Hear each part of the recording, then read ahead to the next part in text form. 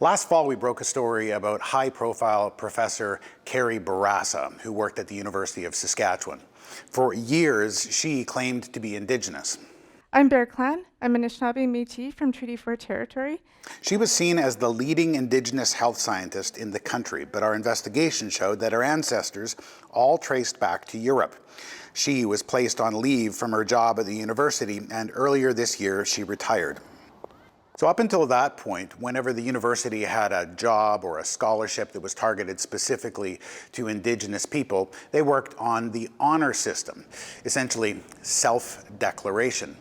But a task force of Indigenous people that was struck by the university said that self-declaration is no longer acceptable. They said from now on, the university should be looking for proof that someone's Indigenous, and that proof should come from Indigenous governments, not from the applicant.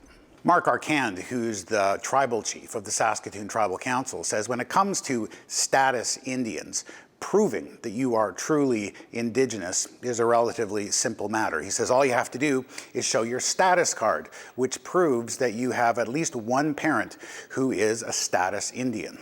But our policy procedure over here now at U of S says you've got to prove that you're status Indian. And if you can't prove it, that means you don't get employed here, right? So the ownership lands on the individual to justify and prove their credibility or their lineage, we'll say, through that process.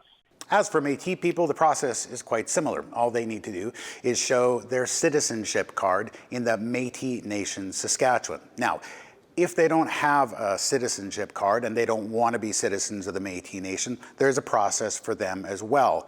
They can work with a genealogist from the Métis Nation to prove that they do in fact have Métis ancestry. So they don't have to be a citizen of Métis Nation, Saskatchewan. They just have to meet the criteria.